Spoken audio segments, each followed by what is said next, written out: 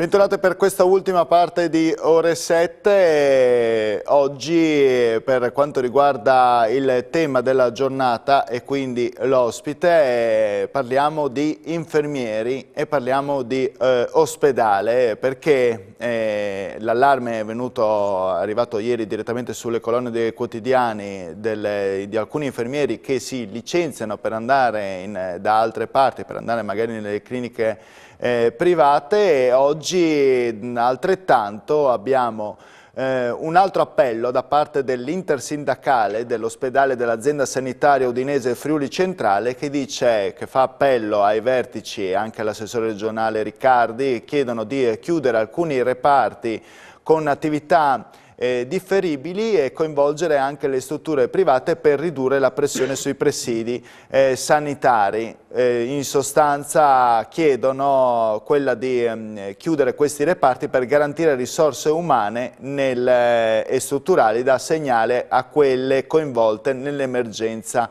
Covid. Vediamo cosa ne pensa il nostro ospite, che è Afrim Kasli, che è il segretario del Nursin. Buongiorno Kasli. Buongiorno a lei e ai telespettatori. Ho fatto questa anticipazione per vedere anche da lei qual è la situazione innanzitutto degli infermieri nell'azienda sanitaria udinese, ma anche avere un suo commento su questa richiesta da parte dell'intersindacale di chiudere i reparti con attività non urgenti per cercare di coinvolgerli in quelle dell'emergenza Covid, arrivare a una maggiore organizzazione, insomma, del lavoro. La situazione è gravissima, ormai sono tantissimi mesi che ripetiamo le stesse cose. Una carenza cronica degli infermieri, ma soprattutto perché manca un'organizzazione dalla parte della direzione generale. Sapevamo benissimo che veniva una terza ondata, come sapevamo benissimo che dovevano iniziare le vaccinazioni. Nulla è stato fatto su questo aspetto. Abbiamo gli infermieri che ormai sono veramente esausti, demotivati, non riescono più ad andare avanti neanche in famiglia. La direzione emana in continuazione degli ordini per spostare gli infermieri da una parte all'altra. Ieri, per esempio, al personale infermieristico della terapia intensiva di Udine è stato detto, solo con un semplice mail, senza spiegare null'altro, di andare e lavorare in semi-intensiva di Palmanova Covid. Quindi troviamo ormai un personale esausto ormai da un anno, ma soprattutto perché manca totalmente un'organizzazione, mancano i protocolli, manca ciò che doveva essere fatto in tempo. E questo pesa molto sulla vita degli infermieri.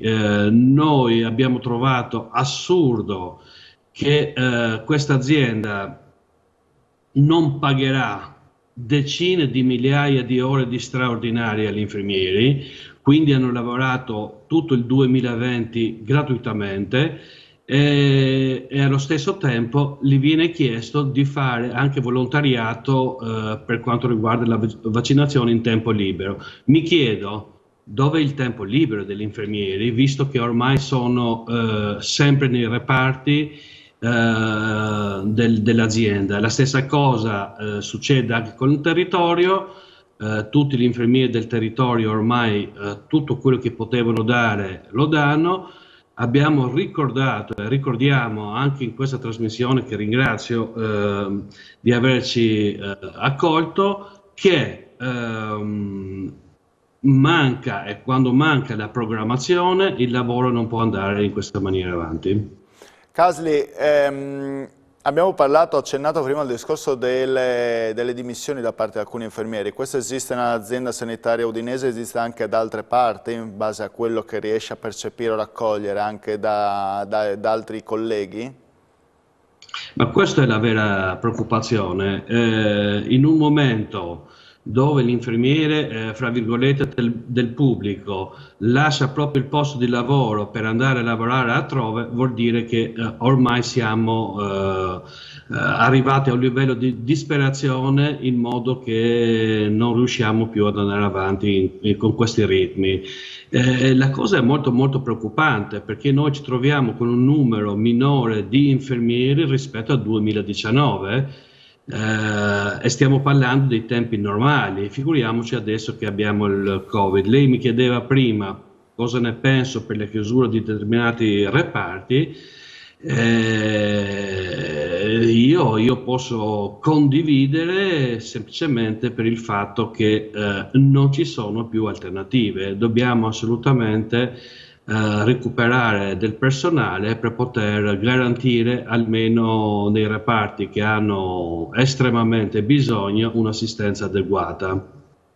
Anche perché se no non si riesce a curare bene tutti i malati, questo è il discorso fondamentale.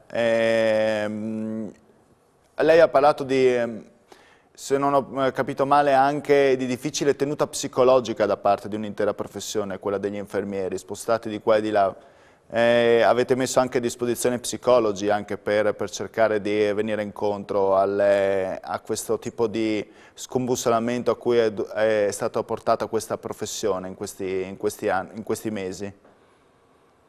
Assolutamente sì. Noi abbiamo fatto un'indagine circa 20-25 giorni fa, dove abbiamo approfondito diverse tematiche, dove è venuto fuori, diciamo, il problema di una tenuta psicofisica veramente che ci fa riflettere. Abbiamo sempre detto che dopo questa, tutti ci auguriamo che questa epidemia finisca il più presto possibile, ma sicuramente si presenterà un'altra epidemia, quello del crollo psicofisico del personale. Ricordiamo che adesso il personale, nonostante stanco, demotivato, esausto, quando entra nei reparti ha in sé una carica di adrenalina non indifferente. Nel momento che si tornerà, fra virgolette, a un po' di tranquillità, noi vedremo dei colleghi che avranno veramente bisogno, bisogno di un sostegno psicofisico non indifferente. Noi abbiamo messo come segreteria a disposizione uno studio di psicologi, e vediamo che diciamo hanno molto ma molto lavoro, perché gli infermieri hanno bisogno, ma anche noi come segreteria nursing ogni giorno abbiamo e riceviamo delle telefonate, che non è tanto perché anche gli infermieri sanno benissimo che in questa situazione poco si può fare, però hanno proprio questo bisogno di parlare, di sfogarsi e di raccontare proprio il disagio che stanno vivendo.